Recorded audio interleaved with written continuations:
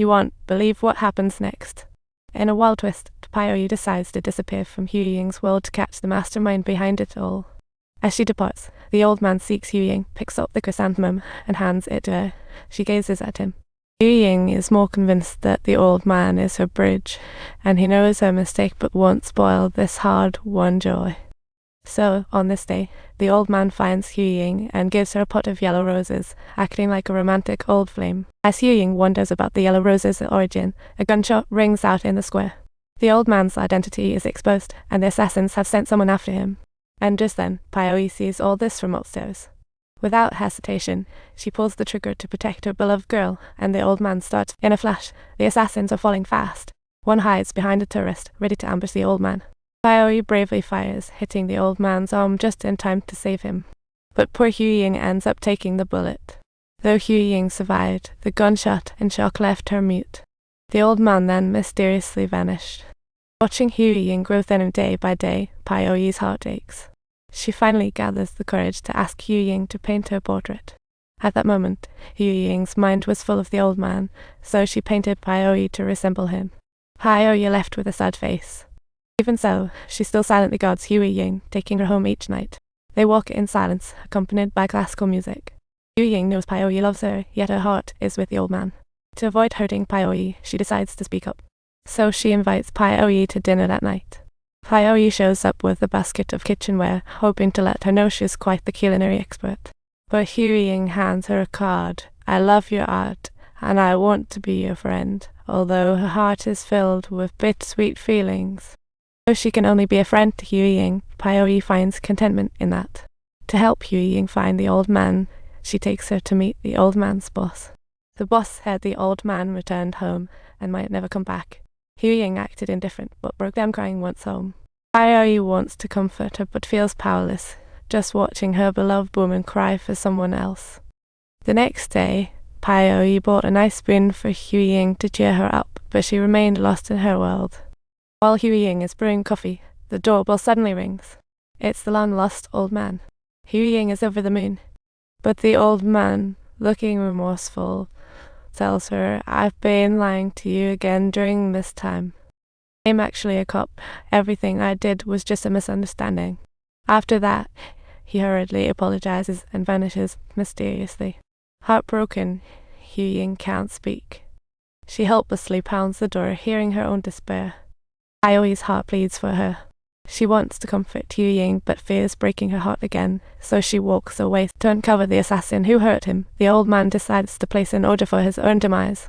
Meanwhile, Pyoe gets a brand new mission. The target is the old man. He's a real tough cookie to crack, but the client only demands you provide door-to-door service. It just so happens that it's the day of the girls' art exhibition, and the police are lying in wait all around the square, ready to catch them. At that moment, someone approaches the old man, and the police all tense up. But the old man casually says, Oh, that's just my... Then he takes off his earpiece and leads Pyoe to a secluded port, knowing she's the very assassin who shot him.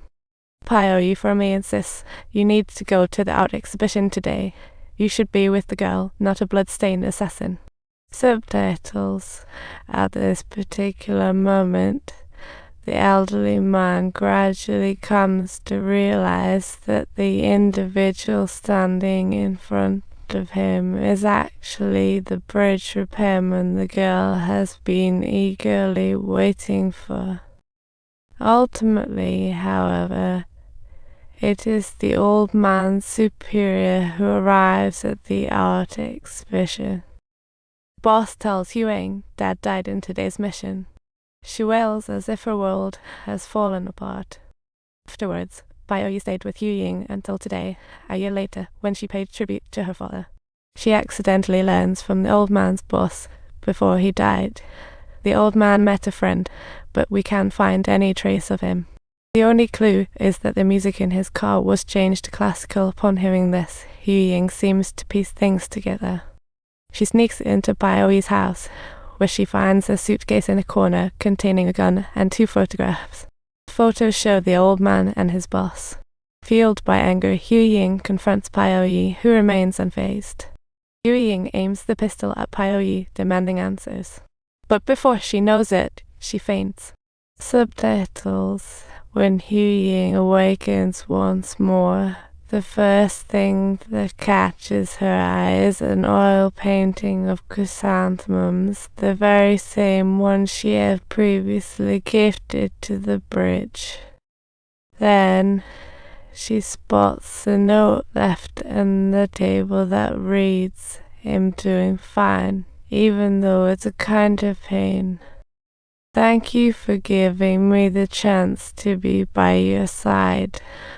I will forever cherish those happy moments. I'm giving you this painting now, hoping it will help you forget all your sorrows. May you deserve this painting, allowing me to love the person who loves you too. I hope you find happiness. I will be just fine. Farewell, and I apologize. You are the one I've been waiting for," now standing in front of Hu Ying. Just as Hu Ying moves to embrace Paiyi, a car rushes by, and the reflected light reveals a hidden assassin. Without hesitation, she shields Paiyi from the bullet, blood instantly staining the chrysanthemums red. Paiyi cradles Hu Ying, weeping loudly. Just when she was about to have her entire world, it is cruelly snatched away in an instant. At that moment, her heart turned to ashes. All she could do was avenge Hu Ying by storming the assassin's base. She takes down all the assassins, and in a final exchange of gunfire, the boss of the assassin organization meets his end without a chance of